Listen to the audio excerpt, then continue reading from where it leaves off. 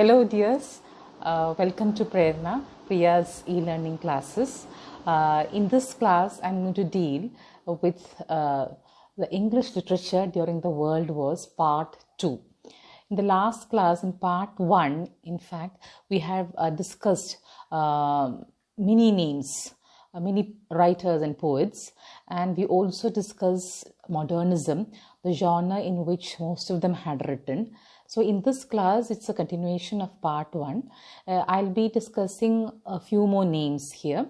I'll read out the names for you. They are D.H. Lawrence, James Joyce, W.H. Auden, Dylan Thomas, T.S. Eliot, George Orwell, and Samuel Beckett. So I've taken these names from the syllabus, okay, in that order. So let us discuss these people today. Okay, so this is D.H. Lawrence. He was an English poet and writer who contributed a lot to the modernist avant-garde. Okay, you can see in his writings very much the impacts, the dehumanizing impacts of industrialization and modernity. And you can also see that he explored a lot of themes, and sexuality was a major theme. And he was vehemently criticized from all corners. He was even called as a pornographer because of his approach, because of the way that he concentrated, or he rather wrote more on sexuality. Okay, about his background, his father was a miner and his mother was a manual labor. So there was this working class background of Lawrence, which deeply influenced his writings. His first published novel was The White Peacock. Now you can see him exploring a lot of themes like emotional health, vitality, etc. Okay, so there were a lot of themes which he also wrote about nature. Then about the features of his writing, he wrote mainly about industrial life because he lived in that industrial setting. So he wrote about the industrial setting. He also gave a lot of importance to the physical intimacy between people. For him, there was a lot of importance to the body. Emphasis was on the body, physical body. And he gave, you can say that he gave a lot of importance to his female characters, and unconventional female characters taking the lead roles could be seen in his work Rainbow, Women in Love, etc. And his sexual politics was largely criticized, but still you can see that he gave importance to female characters. His fascination for the theme of homosexuality can be seen in Women in Love, where you can see that undercurrent of attraction between the people of the same sex. Then he also wrote short stories. Okay, I've given the names here: Order of Chrysanthemums, The Virgin and the Gypsy, The Rocking Horse Winner, etc. Novels. I told you Sons and Lovers, Women in Love, The Rainbow. It was Lady Chatterley's lover that created the hornet's nest in the literary circle. This was all about a love between an upper class married woman and a working class male working class member, and you could see how he wrote the work in 1928, but the unexpurgated version was published only in 1960s, and the publishers, the Penguin Books, had to face a lot of obscenity trial, watershed obscenity trials, because people in that period could not digest the theme of an upper class married woman's love affair with an ordinary person. So that is about his work, and you can see he was a person whose works went through a lot of censorship. He was a person whose writings were grossly misrepresented by the people, but then many agree to the fact that he was one of the most imaginative writers or poets of the period. Okay, and you also can understand that he wrote about nature. ഇപ്പോൾ നിങ്ങളൊക്കെ ആരെങ്കിലും ചിലപ്പോൾ സ്കൂളിലൊക്കെ recitation കോമ്പറ്റീഷനൊക്കെ പോയിട്ടുണ്ടെങ്കിൽ നിങ്ങൾ ആരെങ്കിലും ചിലപ്പം പാടിയിട്ടുണ്ടാവും ഇത് അദ്ദേഹത്തിൻ്റെ സ്നേക്ക് എന്ന് പറയുന്നത്. So snake in which he compare the snake to his king, my king, the king of the underworld, the uncrowned underworld king, who came on a hot day to drink water from his water trough. So he attempted a lot of themes. That's what you can see. Now there were a lot of criticisms about the integrity of his writings. There were a lot of criticisms about the way that he approached a lot of themes. But then there were a lot of people who admired D.H. Lawrence and his writings too. So he was, liked at the same time criticized from various corners. I've given some more works here. When you have time, you can have a look at it, at his works. Now, that is about D.H. Lawrence. We move to the next person, who is James Joyce. Now, he was born in Ireland. A novelist, short story writer, poet, teacher, and a literary critic. Now, he too contributed to the modernist avant-garde and is considered to be one of the most influential writers of the 20th century. His best-known work was the Ulysses. It was about a mythical hero. Then you can see the style of his writing. He became famous for what you as literature students might be knowing, stream of consciousness. Okay, stream of consciousness. So what is stream of consciousness? It's where the writer gives a lot of importance to the character's feelings, and it happens like a continuous flow without being interrupted by any conventional dialogues. That is stream of consciousness, and he attempted a lot. His personal life, as I told you, he was born in Ireland, and he had a very special closeness to Dublin, the capital of Ireland. So he was born in a middle-class family there, and later he had his education at Dublin. You can also see that Dubliners was another important work of his. A portrait of the artist as a young man. The another one, Finnegan's Wake, can also be seen. Now, you can see, I've given this slide, Dublin and Joyce, because very much you could see how Dublin was a part of Joyce's writings. And people, his family members, people of Dublin, they figured very much in his writings. I have this quotation from Joyce about Dublin. Okay, I'll read it out for you. For myself, I always write about Dublin. Because if I can get to the heart of Dublin, I can get to the heart of all the cities of the world. In the particular is contained the universal. That's the importance of Dublin in his writings. So I've this slide about Dubliners. So this was a time when Irish national movement was at its peak. So he wrote about the national identity which people in Ireland faced, how their country was at a crossroads of history and culture, and you could see how he tried to depict very much the feelings of middle class people in his writings. Okay, now Ulysses, I told you, the most important work. It is in 18 chapters, each covering roughly 1 hour of the day, beginning around 8 a.m. and ending sometimes after 2 a.m. in the next morning. Now, you also have to know that from the title Ulysses, it's, like this was a mythical hero. So he took a number of characters. He was very much inspired by themes from classical mythology.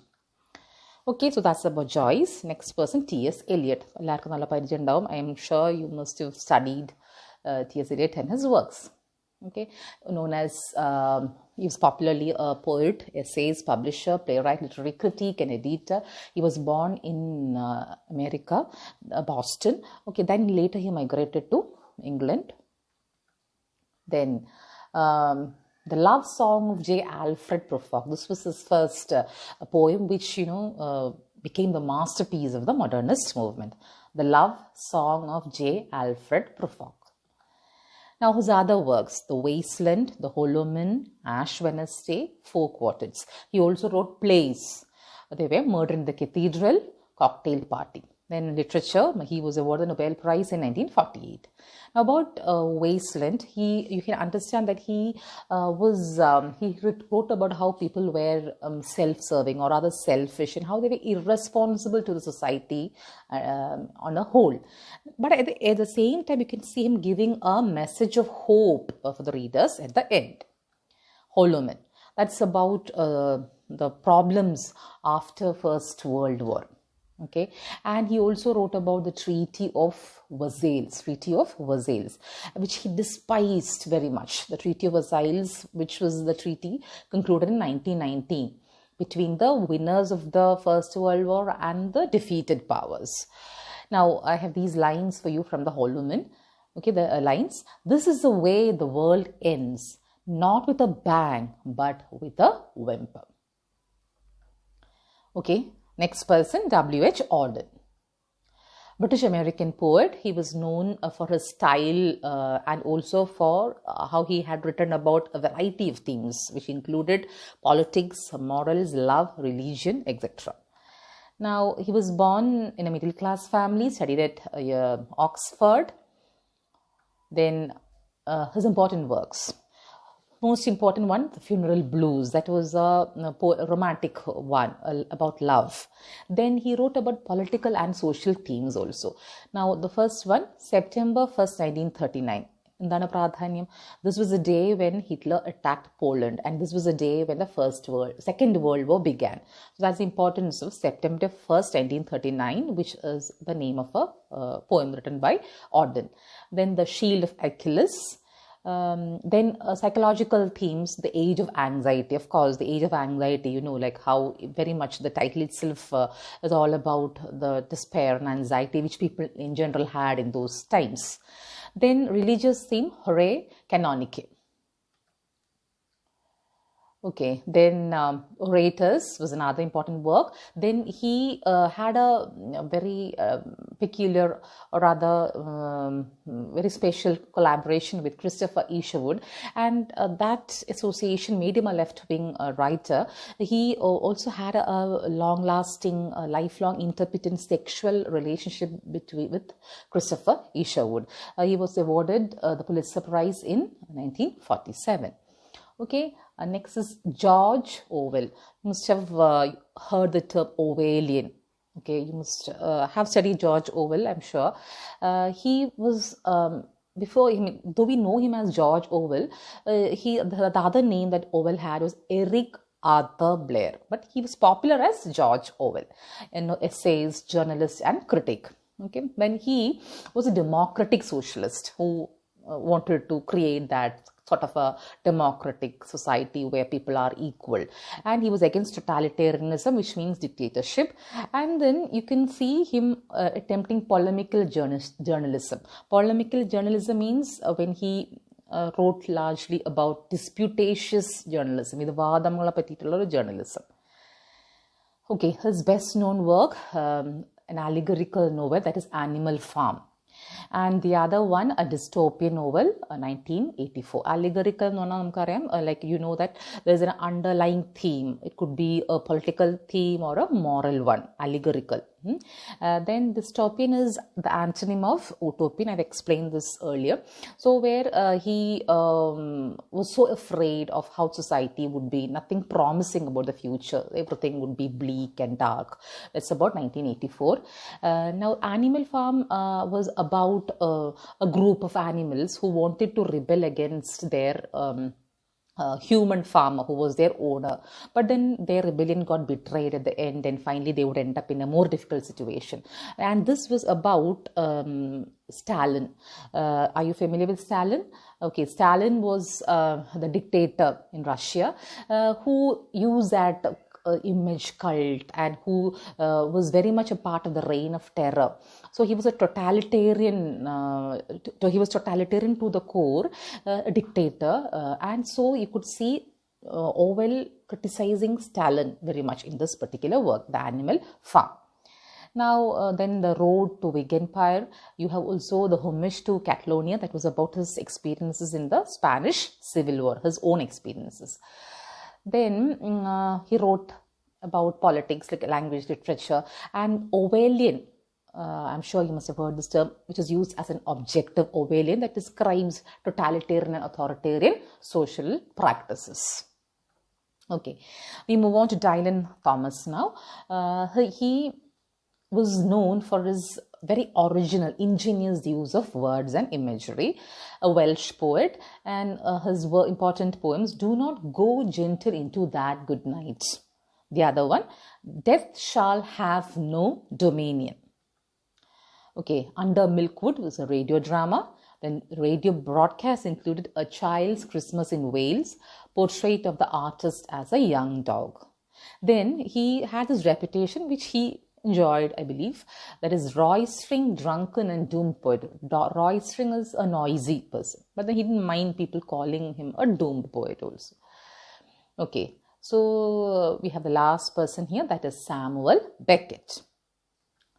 Now, he was an Irish novelist and playwright who wrote in French and English. Now, he wrote mainly about gallows humor and black comedy. Gallows, that is Kalumaram. Black humor or black comedy refers to a situation where grim irony is used, where difficult situations are made very light with the help of humor, but that's not something that you would enjoy. But then difficult situations or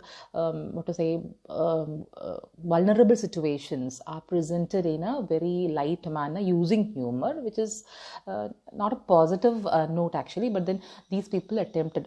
Samuel Beckett was a master in black comedy and gallows humor. Now, one of the last modernist writers, his famous work was Waiting for Godot. He was awarded the Literature Nobel Prize in 1969. His other works were Murphy, Watt, Maloney Dice, How It Is, Happy Days, etc. You can look at the names later. So that is about Samuel Beckett. So I have in fact covered all the names of all the writers and poets in your syllabus. I've gone as per the syllabus and I've covered all the names. I've given the features of their writings in the first class. So you know how mainly these people, they wrote about the anxiety, fear, disillusionment, how they, most of them had a pessimistic outlook of the world because they lived during the world wars, and this was very much reflected in their writings. That is about the English literature during the world wars, and this is part 2. Okay, so see you. Bye bye. Take care. Thank you.